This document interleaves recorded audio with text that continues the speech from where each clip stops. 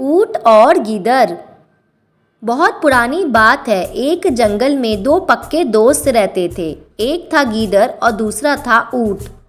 गीदड़ काफ़ी चालाक था और ऊंट सीधा सा।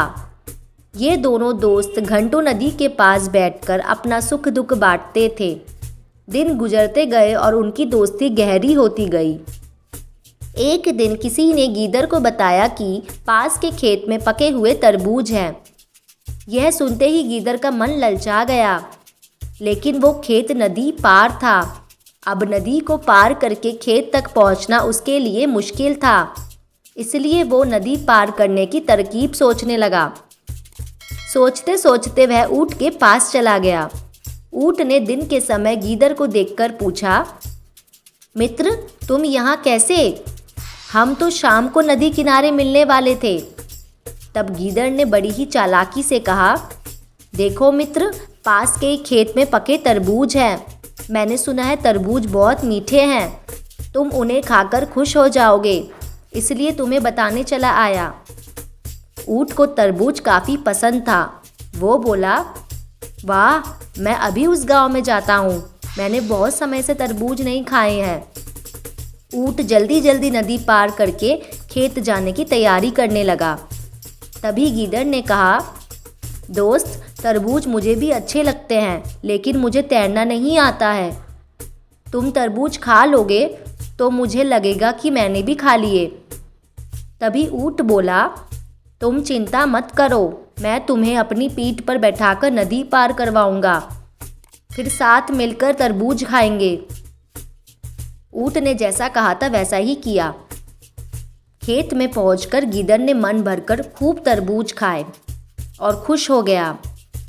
खुशी के मारे वो ज़ोर ज़ोर से आवाज़ें निकालने लगा। तभी ऊंट ने कहा, तुम शोर मत मचाओ, लेकिन वो नहीं माना। गीदड़ की आवाज़ सुनकर किसान डंडे लेकर खेत पहुंच गए। गीदड़ चालाक था, इसलिए जल्दी से पेड़ों के पीछे छुप गया। ऊंट का शरीर बड़ा था, इसलिए वो छुप नहीं पाया। किसानों ने गुस्से के मारे उसे बहुत मारा। किसी तरह अपनी जान बचाते हुए ऊंट खेत के बाहर निकला। तभी पेड़ के पीछे छुपा गीदड़ बाहर आ गया। गीदड़ को देखकर ऊंट ने गुस्से में पूछा, तुम क्यों इस तरह चिल्ला रहे थे?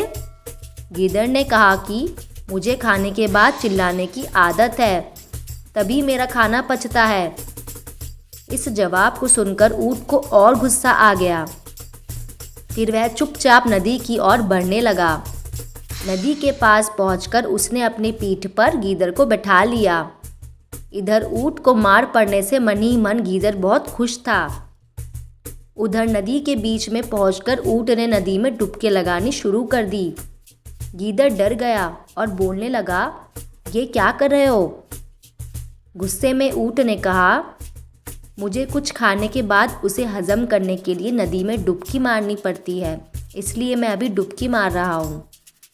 गीदड़ को समझ आ गया कि ऊंट उसके किए का बदला ले रहा है। बहुत मुश्किल से गीदड़ पानी से अपनी जान बचाकर नदी किनारे पहुँच गया। उस दिन के बाद से गीदड़ ने कभी भी ऊंट को परेशान करने की हिम्मत नहीं की। दोस्तों, ऊंट और गीदड़ की कहानी से हमें यह सीख मिलती है कि कभी भी चालाकी नहीं करनी चाहिए। अपनी करनी खुद पर भारी पड़ जाती है। जो जैसा करता है उसे वैसा ही भरना पड़ता है।